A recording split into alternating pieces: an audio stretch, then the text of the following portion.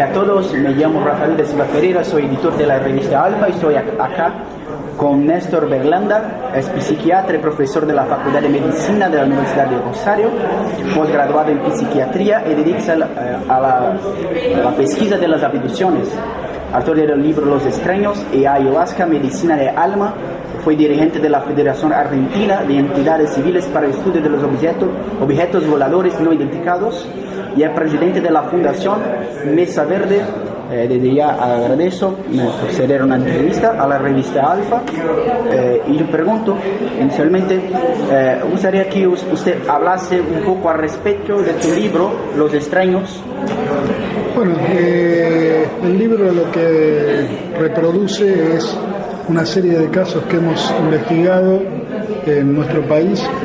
El libro cita 10 casos de los más de 25, 26 casos que hemos investigado de entre 1990 y 1995.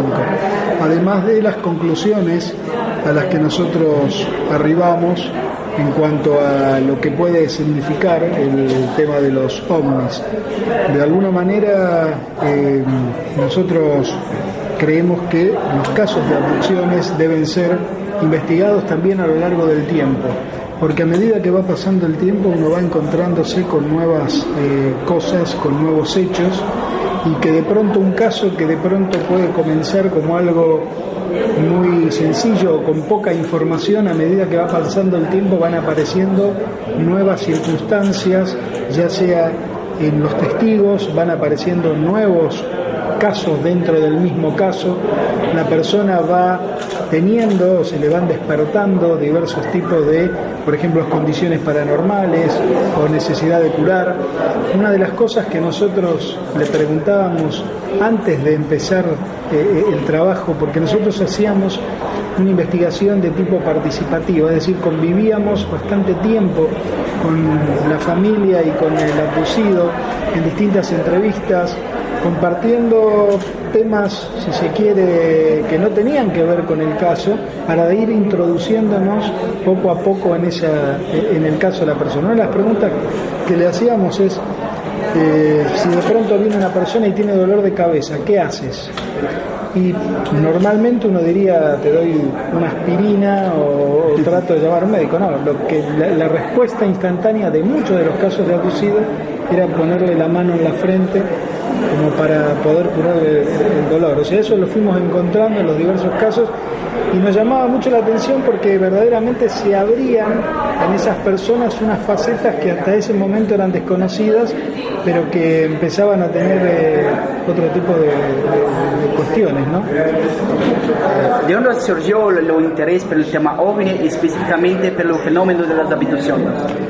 Nosotros empezamos a investigar el tema de los ovnis cuando teníamos 12 años, juntando recortes de diario. En esa época, estamos hablando de la década del 70 en nuestro país, o sea, algunas revistas que veíamos.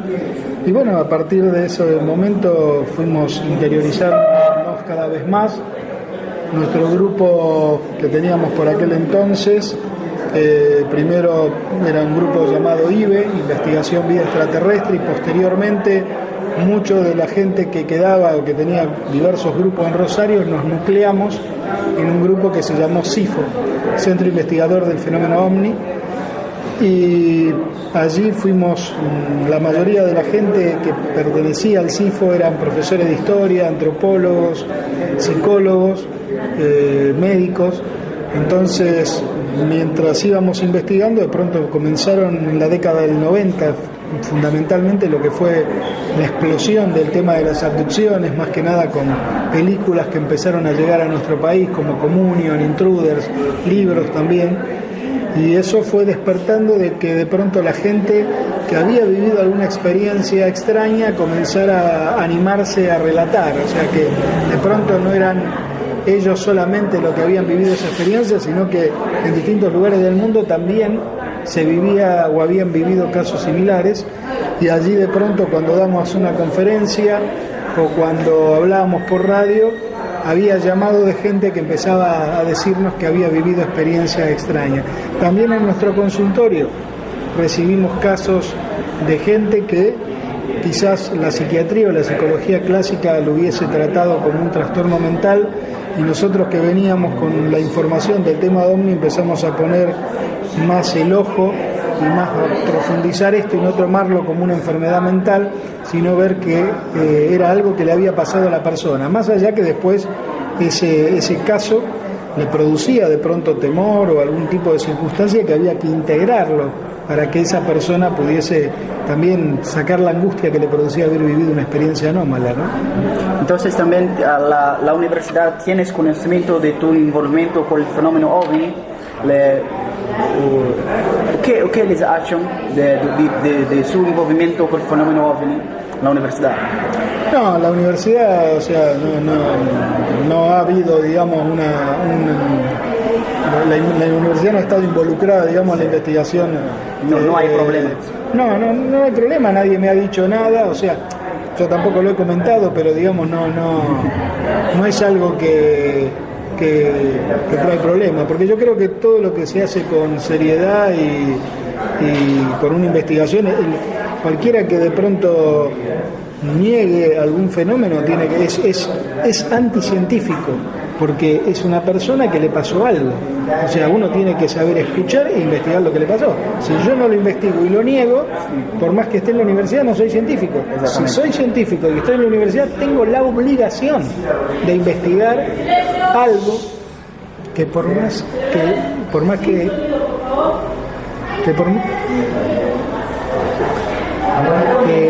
que parezca algo anómalo, uno tiene la obligación de investigarlo justamente porque uno pertenece a la ciencia, ¿no? Sí. ¿Cuál es la metodología que usted utiliza para pesquisa del fenómeno? ¿Usted cree que la regresión hipnótica, la hipnosis regresiva, es una buena aliada en el entendimiento del fenómeno de las abducciones? Nosotros, cuando investigamos los casos de abducciones, trabajamos con una técnica de relajación profunda, pero que no llegaba a ser propiamente una hipnosis. Fundamentalmente porque creímos en aquel momento que uno bajo hipnosis podía llegar a inducir a lo mejor al testigo. Es una buena herramienta. Ayer escuchaba una charla de la doctora Gilda Moura. Nosotros en su momento no lo utilizamos porque creímos que era más conveniente una técnica donde la persona pudiese relatar lo que le había acontecido sin sentirse que estaba siendo inducida. Usted como psiquiatra entiende mejor que cualquier uno sobre la mente humana. Siendo así, ¿cuál es el perfil mental de las personas que se dicen abducidas? ¿Son personas normales o hay algún tipo de psicopatología en esas personas? El fenómeno de abducción es un fenómeno real. La persona no podemos decir que está viviendo o que está teniendo una cuestión psicopatológica. Es una persona normal que vivió un trauma anómalo, que vivió un trauma extraño, que no puede quizás identificar qué fue lo que le pasó, pero es una persona totalmente normal. Obviamente hemos encontrado algunos casos de personas que tenían alguna patología, pero en líneas generales sí son personas normales que viven hechos anómalos o hechos extraños que impactan en su vida y que le producen un cambio en su vida. En la Sudamérica, la Argentina tiene una de las mayores ricas características ufológicas. Así siendo, ¿usted contabilizó cuántos casos ya ha investigado?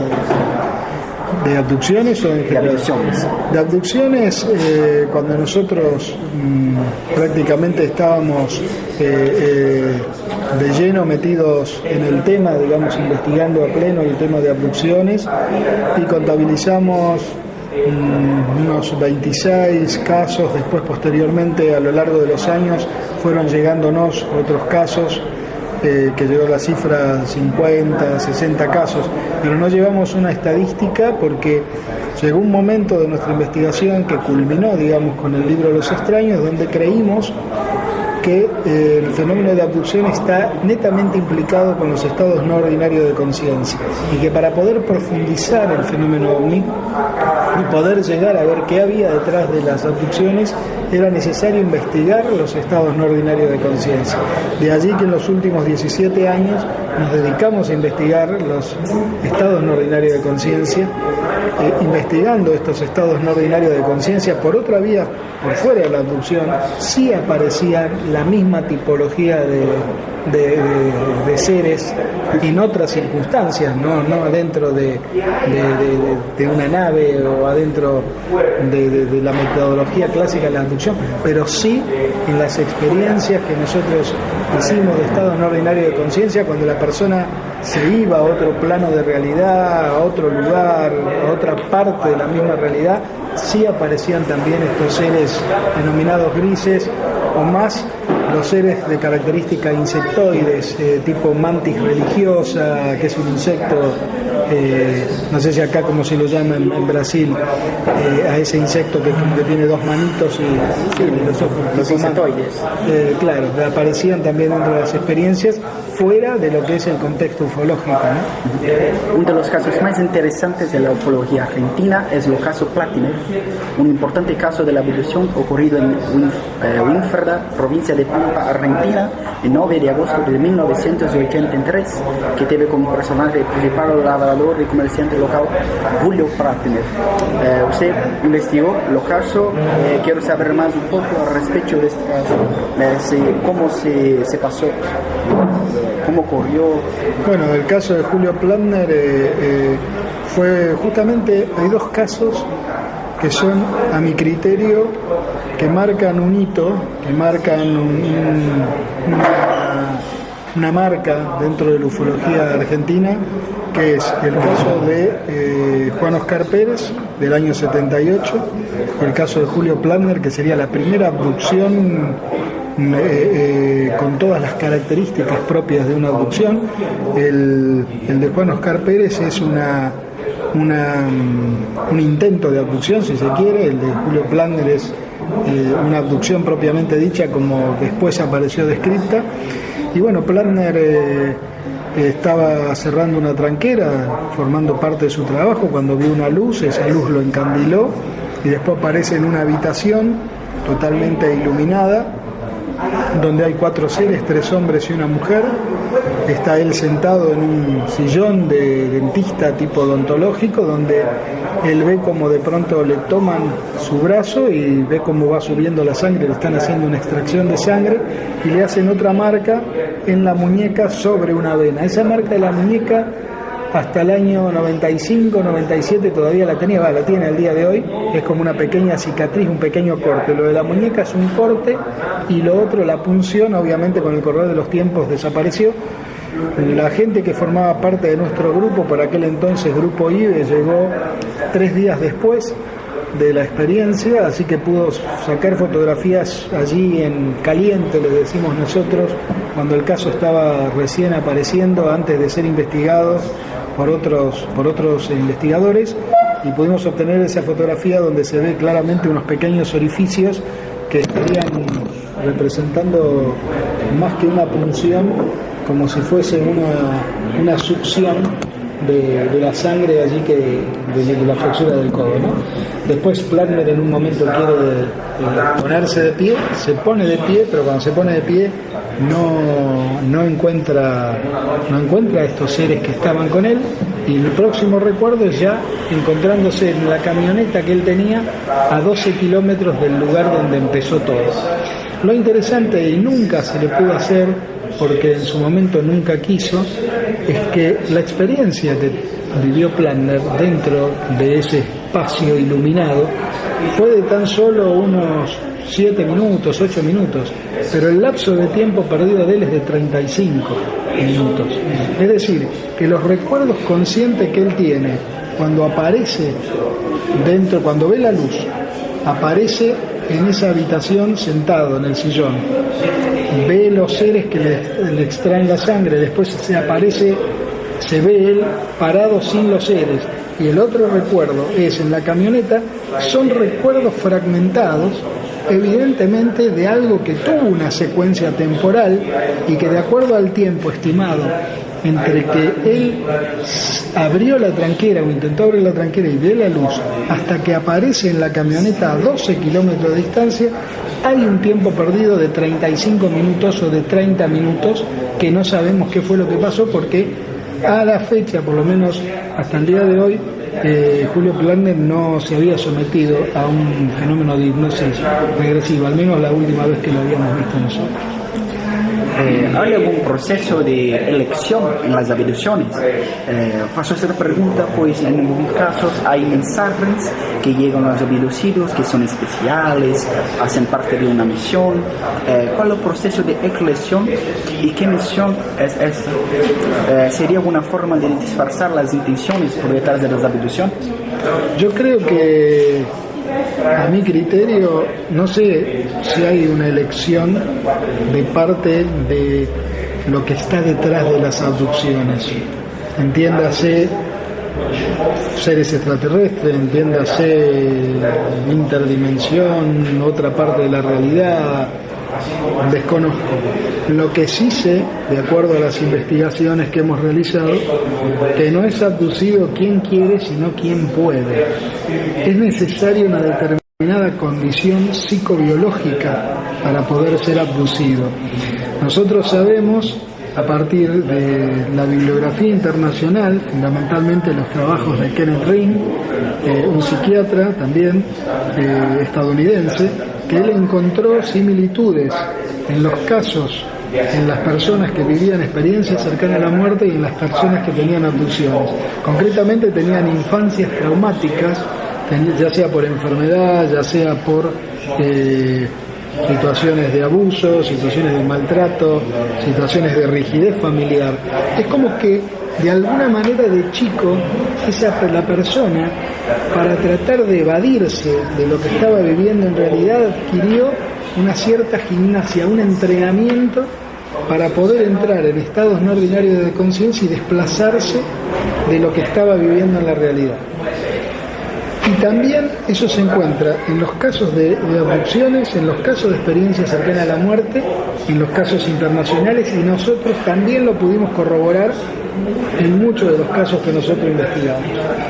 Y además creemos que estas personas podemos llegar a detectar, también es un estudio que quedó pendiente, un cierto marcador bioquímico que se puede obtener de la orina del paciente o del abducido, que es la dimetiltriptamina.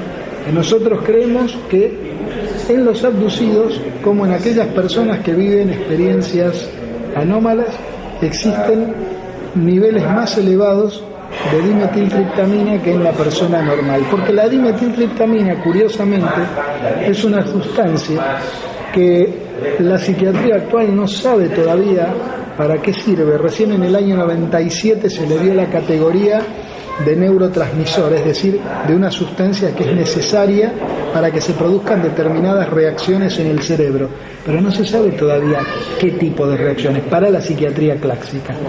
Hay otra corriente que piensa que la dimetiltriptamina es lo que le llama el doctor Rick Strassman, concretamente le llama la molécula del espíritu, porque sería la molécula biológica que permite que uno entre en un estado no ordinario de conciencia y se conecte con otras realidades. Entonces, muy probablemente las personas abducidas tengan mayor cantidad de dimetiltriptamina que le permitiría ser una persona en condiciones de entrar en esos otros planos de realidad y contactarse con los seres o lo que sea que produce las abducciones.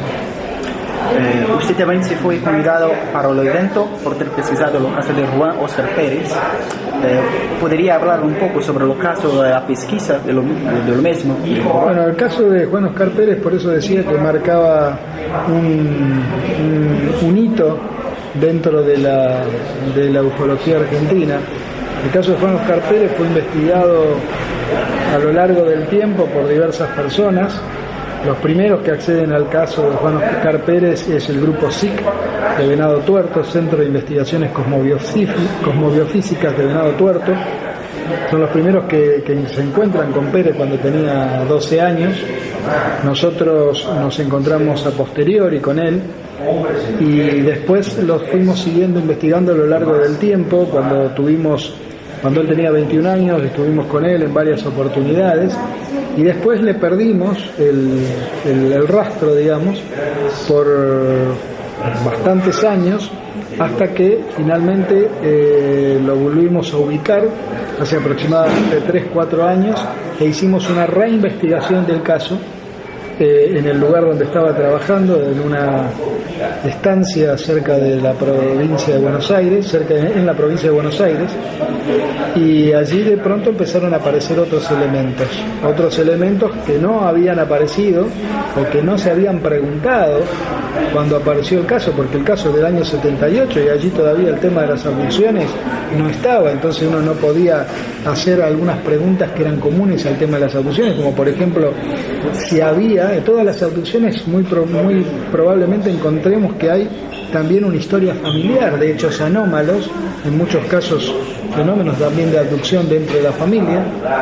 Hay una posibilidad de que, muy concreta, de que la madre, fundamentalmente de Juan Oscar, cuando era más joven, haya vivido eventos de abducción. Ella no quiere hablar del tema, de hecho le dice a Juan que no quiera, que deje este tema, que lo olvide porque son malos, y al día de hoy tiene temor a que a él lo puedan secuestrar en algún momento. En aquel momento el caso se limitó a la experiencia de él, que él va con una tropilla de caballo y encuentra esa nave con un ser y dos seres más pequeños dentro del interior. Él ingresa a esa nave y a lo largo del tiempo él vivió numerosas experiencias en las cuales las luces lo persiguieron, lo siguieron, inclusive estando en San Luis. Él hace 5 años de esto se perdió en el monte cuando estaba cazando de noche y una de las luces le marcó el camino para que él pudiera salir del monte. También el otro elemento que aparece en el caso actual, en esta reinvestigación, es que muy probablemente exista un espacio de tiempo perdido en la primera experiencia que él tuvo en el año 1978. Muy probablemente aparezca este caso de tiempo perdido porque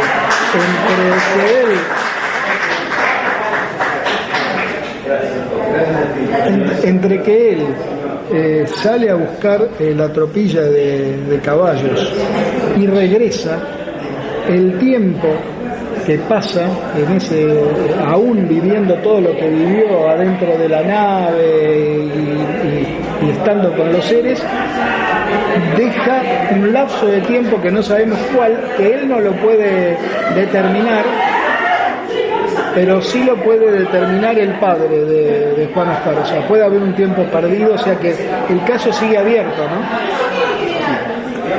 Se habló sobre la cuestión de la madre. Es mucho interesante porque la fenomenología de las abducciones hay alguna ligación parentesca, familiar y principalmente con la cuestión de la madre. ¿Por qué esto? ¿Hay alguna cuestión genética? No sé si hay una cuestión genética, pero sí nosotros en el libro Los Extraños hicimos la relación del tema de las abducciones como iniciaciones chamánicas espontáneas, y en los chamanes a lo largo y ancho del planeta hay un linaje, o sea, se transmite de generación en generación. Siguiendo en esta teoría, es muy probable que el tema de las abducciones también sea de generación en generación. Y curiosamente, la madre, no el padre, la madre de Juan Oscar Pérez es de descendencia indígena. O sea, muy probablemente el abuelo, nosotros sabemos positivamente que el bisabuelo de Juan Oscar Pérez era chamán. O sea, de hecho participó en la guerra que hubo entre la guerra del Paraguay, que fue Argentina-Brasil contra Paraguay, y sabemos que era chamán, o sea, de su tribu, o sea que muy probablemente el linaje lo podamos llegar a extender mucho más atrás, pero claro, este linaje, en el caso de él, digamos, si vamos hacia el pasado, vamos a ver que su tatarabuelo o abuelo quizás eran chamanes y no se contactaban con seres extraterrestres, se contactaban con sus ancestros, con esos otros seres, eran otros seres de otro plano, de otra realidad. También había iniciaciones en lugares iluminados, como si fuesen cavernas y demás, le daban información, pero claro, en aquel momento la cultura hablaba de que eran ancestros. Hoy la cultura habla que son seres del espacio, porque nuestra cultura fue hacia eso. Por eso hablábamos nosotros al principio de que el fenómeno de abducción es mucho más complejo de lo que nosotros pensamos y que es una síntesis de la sociedad y la cultura, la conciencia y algo de naturaleza desconocida que nosotros le llamamos DAT, aquello de lo que poco y nada sabemos, el aquello, o sea, ahí podemos pensar que sean seres extraterrestres, un ente informacional, figuras de otra dimensión, bueno, no sé qué. O sea, ahí eso es algo que no podemos llegar. Nosotros lo único que podemos aproximarnos al fenómeno de abducción es a partir del testimonio del testigo. Nada más. Nosotros no investigamos. El doctor Joseph Allen Hynek, que fue pionero de la investigación OVNI a nivel internacional, él decía que nosotros no investigamos ovnis, nosotros investigamos informes de personas que dicen haber visto ovnis. Es decir, en definitiva, con lo que nosotros tratamos en realidad no es con el fenómeno. Nosotros tratamos con las personas que tuvieron contacto con el fenómeno. No somos investigadores de ovni, somos investigadores de personas que dicen haber visto ovni. ¿Por qué? Porque para investigar un ovni tenemos que tener el ovni ahí. Y el ovni no lo tenemos ahí, sí tenemos el testimonio de la gente. Por eso es importante investigar la conciencia, investigar al testigo, porque es lo que nos va a permitir acceder al fenómeno. Pero nosotros desde afuera estamos investigando siempre el testimonio de personas que tuvieron esos encuentros. Por eso, si hay una línea, si hay un correlato, sí sabemos que podemos rastrear que muy probablemente una persona abducida, sus familiares también hayan sufrido eventos de abducción. Los motivos, si vamos a la hipótesis netamente extraterrestre, podemos decir que eso tiene que ver con una cuestión genética, pero lo cierto es que como no sabemos, científicamente hablando, qué está detrás del fenómeno OVNI, lo único que podemos hacer es suponer que puede ser por ese motivo o puede ser por esta cuestión de linajes que decíamos anteriormente. O sea, las puertas están abiertas a cualquier interpretación. Perfectamente. Entonces no hay una conclusión sobre lo que es las abducciones, con todo mismo, con todos los años de trabajo y pesquisa, no hay una conclusión. A nuestro criterio, no. Sí podemos decir que el fenómeno es 100% real. No hay ninguna psicopatología, no hay, la persona no está loca, a la persona algo le pasó. Lo que a nuestro criterio, a nuestra opinión, no podemos llegar a determinar a ciencia cierta cuál es el origen, o sea, la prueba concreta, la prueba definitiva. En el caso de Juan Oscar Pérez, si le hubiesen dado a lo mejor el guante y estaríamos analizando el guante, podríamos decir, bueno, esto es una prueba de que hay algo de otro lado, pero lo cierto es que todavía no tenemos la prueba. Sí que es un hecho real. Lo demás son opiniones válidas todas las hipótesis son válidas, obviamente. Como en ciencia uno hace una hipótesis y después tiene que comprobarla, pero son todas válidas. Pero nosotros, por eso te digo, sabemos que el hecho es real, sabemos que algo pasa, pero no sabemos el origen. Quizás haya elementos para apuntar de que tenga que ver con extraterrestre, puede ser, pero digamos que todavía a nuestro criterio la puerta está abierta. Creemos que el fenómeno es más complejo. Cierto, dejé un recado para el lector, un mensaje al lector. Creo que fundamentalmente que hay que tener la mente abierta, que hay que investigar. Decía Pascal, el que duda y no investiga se torna no solo infeliz, sino también injusto, y creo que la ciencia merece abrirse a estos hechos. Hay un montón de testimonios, hay un montón de gente en distintas partes del mundo que dice que algo le está pasando, y la obligación de todos aquellos que tenemos una preparación científica es justamente investigar estos hechos, porque forman parte también de la humanidad. Hay que investigar, tener la mente abierta y estar preparados para cosas nuevas que pueden aparecer, y fundamentalmente eso, mantener la mente y el corazón abierto. Gracias, Néstor. Gracias a todos los lectores del Brasil, Argentina y del mundo. Valeu, Manoel. Valeu. Aún está grabando, pero ¿tenéis informes sobre los Greys? Si uno de los casos que estudiaste tenía alguna relación con los grises. Sí, aparecieron muchas veces en los casos que nosotros investigamos, sí, en muchos de los casos. Lo que ocurre es que nosotros desarrollamos en el libro una hipótesis que le llamamos la hipótesis Calfet. Para nosotros, la figura del gris, simbólicamente hablando, es la síntesis de una calavera y un feto. Los ojos negros, vacíos, sin nariz, sin boca, sin orejas, ese color grisáceo, la figura lánguida. ¿Y por qué la síntesis de una calavera y un feto? Un feto de 7, 8 semanas también tiene las mismas características, los ojos negros, inclusive se ve, porque en definitiva la experiencia de abducción para el abducido es una experiencia de muerte y renacimiento. La persona muere una forma de ser anterior y renace de otra manera. Nosotros en los casos hemos visto cómo le ha cambiado la vida. La conciencia, la realidad. La realidad y la vida, o sea, hay gente que no se dedicaba de pronto a pensar en los problemas del planeta, se empieza a pensar en los problemas del planeta, de las civilizaciones, como que la gente le cambia la existencia, o sea, gente que tenía problemas de salud, que se curaron, gente que tenían problemas emocionales se curaron después de la experiencia de abducción. La experiencia chamánica también es una experiencia de muerte y renacimiento. La persona que pasa por una iniciación chamánica deja de ser una persona común para ser un guía de la comunidad, alguien que le va a dar información. Muere de la forma de ser antiguo y renace de otra manera.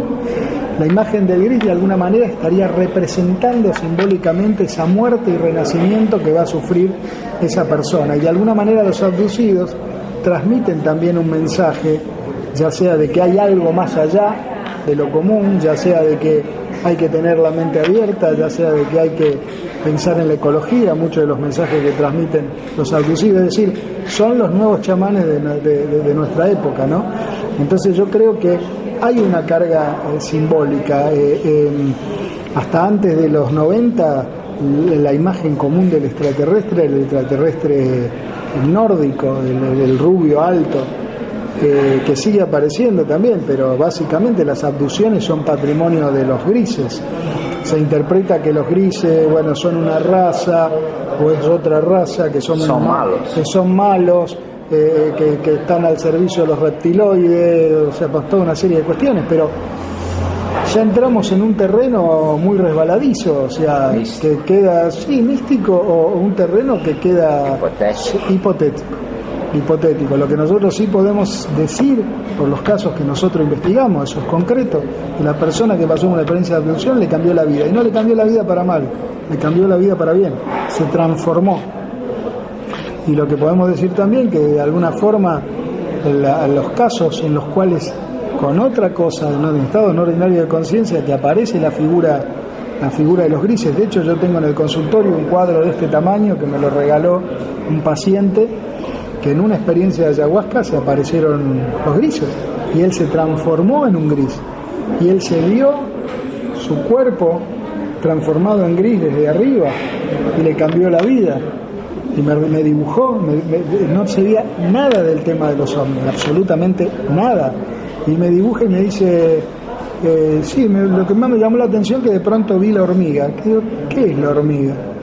y me dibuja, y cuando me dibuja la hormiga, digo, eso no es una hormiga, la hormiga tiene el ojito chiquitito, es una mantis religiosa, y apareció eso, y en otras experiencias de trabajo con el ayahuasca ha aparecido la imagen de la mantis religiosa.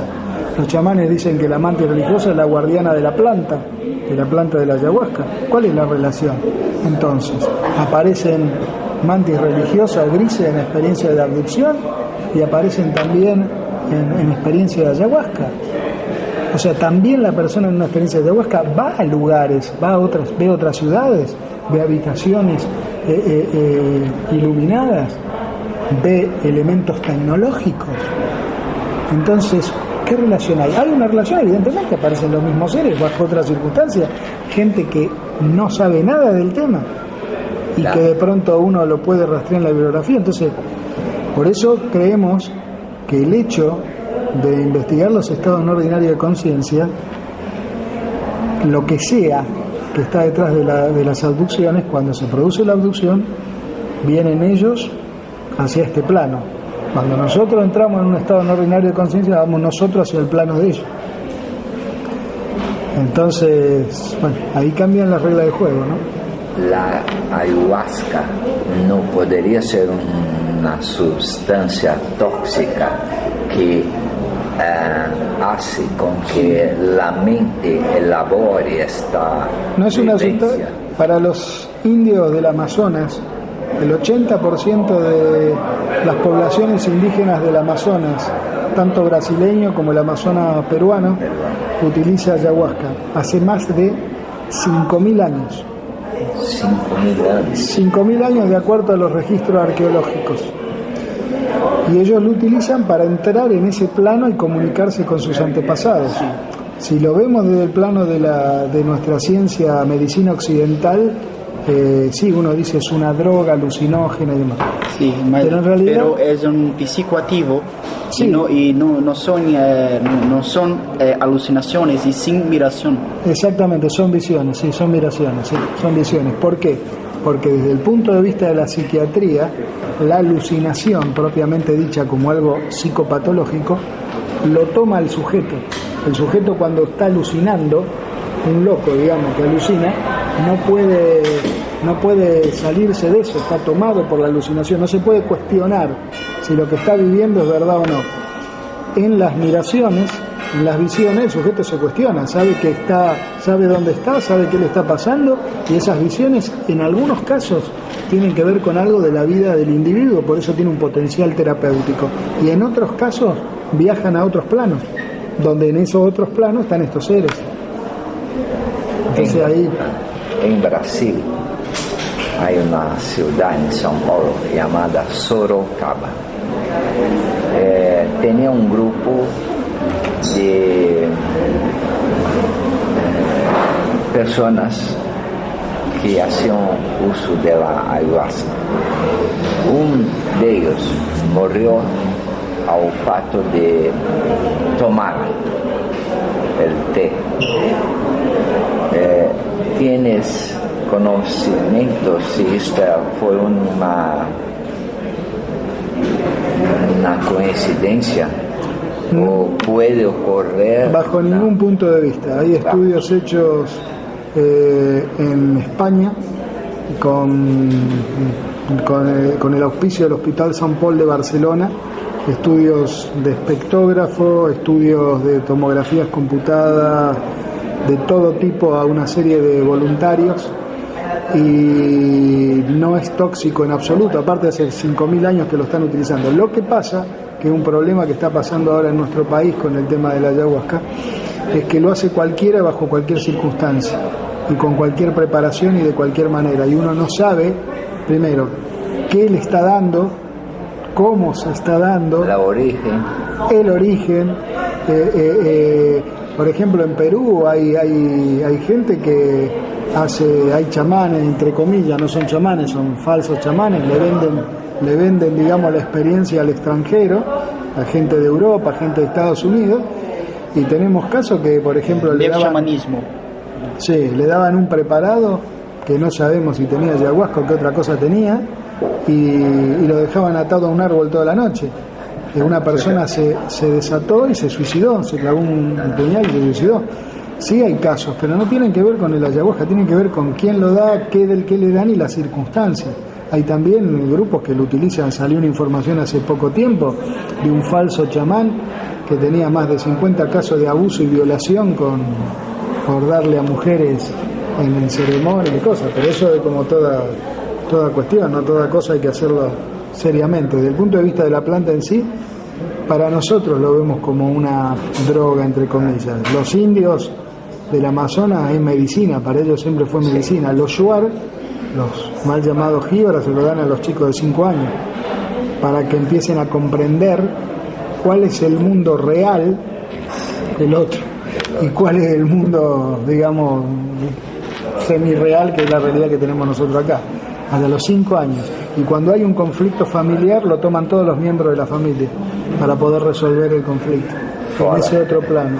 Así que es todo un largo camino para investigar. A nosotros una cosa nos fue llevando a la otra, una cosa nos fue llevando a la otra, y bueno, digamos, estamos en esto. Fundamentalmente hay que tener la mente abierta, eso es así.